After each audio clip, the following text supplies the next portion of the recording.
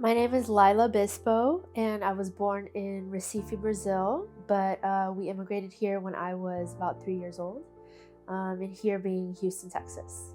So I actually started making work when I was a young kid. I had a fascination with superglue because it's so powerful and it's so much fun to work with. So I remember when we would go to the dollar store, I would just pick out the best things that I wanted, and that would be super glue and like Brillo pads because they're so shiny. So it started as gluing things that you would find around the house. I really liked taking things apart. Like I had this alarm clock and this eyeglass repair kit that I would take apart all the time. So it kind of had to do with the power of taking things apart and putting them back together. That's how it all started. Making something out of virtually nothing. So as I got older with my art, I actually have a background in theater, and I went to the High School for the Performing Visual Arts for theater, and I did a lot of acting. And I think that totally speaks to my work now because I try to make playscapes that are very theatrical in nature. And I'm always thinking of how the scene is to be set and how things are going to be viewed from multiple audience perspectives. I started to make work that was really highly symbolic, like if you've seen my cello pieces or my gender symbols, they're highly symbolic and some might even say didactic. And so I switched a little bit into making smaller sculptures because I kind of wanted something more tangible to have in my hand, something more immediate that I could mess with. And I have a pretty big collection of them. It's something that I love to do every single day, is to just sit in front of the light box and create something.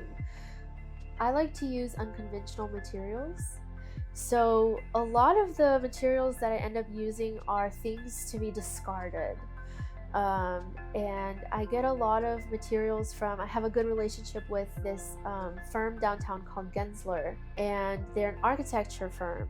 And they have a lot of architectural refuse. Like after they're done using their samples for clients, what happens to it? They throw it away or they donate it to Texas Art Asylum. I get a lot of my material from Texas Art Asylum.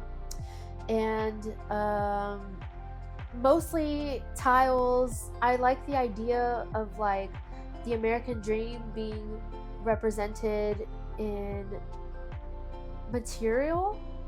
The idea that like this was supposed to be used to build a house or a building or a monument or whatever, but being used for something completely different, because a lot of the times that's how people are actually successful in the American dream, is that you have to find a way that is your own, not according to the blueprint that has already been established for people. I think the material really inspires me. I love found objects. It feels like treasure. It feels like finding treasure. And I love things that people throw away that there's no value in, because it almost feels like a life hack or a trick when you do find value in it. Like, how can you throw this away? It's so beautiful. I have a bottle cap here that I saved. It's the most beautiful little gold bottle cap, and I'm going to use it in a sculpture. But it's trash. It's not worth anything until somebody says it is. It's not trash to me. I think it's really important that people bring parts of their lives that they think don't have value to the conversation, because that's what I'm doing here. It's all about recontextualizing value, and saying what is worth something and what is not. And that there's a lot of values in things that we think are valueless. I like to create these little playscapes that I like to call anti-monuments, because they are monuments and they're monumental, but there are a couple of things with monuments that I don't like very much, which is that they usually have an authoritarian um, nature to them. Like there's a set of beliefs or ideals being prescribed to this one monument. They're putting this ideal on you when you view it, as you must be viewing it in a certain way. You're beneath the monument. It's glorifying, and there's a sense of completeness or closure with it that isn't there. So I didn't want to make monuments in the traditional way. I want to make anti-monuments that don't glorify specific politics or ideals, but rather celebrate the lives of queer and trans people everywhere. And I've made a lot of anti-monuments to people who have passed away due to violence. And I want to keep creating them to create these alternative, aspirational moments of architecture where belief is suspended for just a moment, and tradition is thrown out the window a little bit.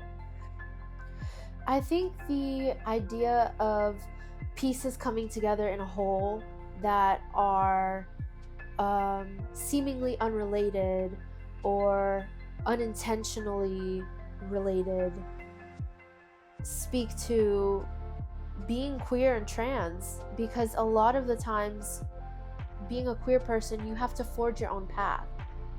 There are going to be things in life that you don't know how to address perfectly because there's no blueprint for them. Queerness is an invitation to leave your present world. It's an invitation to look inside of yourself and say, who am I really without all of these structures that life has already put in place for me? I think it takes a really honest person to look at their gender and say, is this who I really am? Or are pieces of myself gifts that people have given me that I have incorporated to make something brand new? So I think queerness definitely has a very heavy role in my work. I hope that my work engenders joy, but not only joy, resilience in people, my peers, my friends, to remember how strong and valuable they are, and how beautiful their lives are with every piece that they have, that they've put together to make something. That's what I hope my work says to people, is that you are valuable and the way you make it shine is valuable too. I want my work to celebrate queer and trans people in their wholeness, in their entirety, and the mosaic of their life experiences. And I think assemblage absolutely reflects that. The process of assemblage, the process of finding materials, curating materials, archiving them, storing them, not storing them. In this show, I am inviting you into my brain.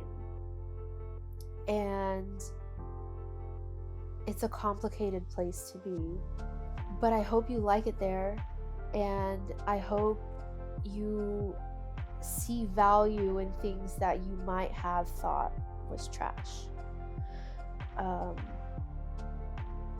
I hope that people lose themselves in the work a little bit. I hope they view it with intensity and passion and just enjoyment as well. And I hope they bring their stories to the show too. I would love to hear people's stories. And I hope I can create a narrative in the art world that assemblage is something to look out for. I am really excited to be in the Texas Emerging Artists at Foltz Fine Arts, and I'm looking forward to working with all these incredible artists, my cohorts. And my name is Layla Bispo, and my pronouns are they, them, theirs, and this is my artwork. I hope you enjoy it.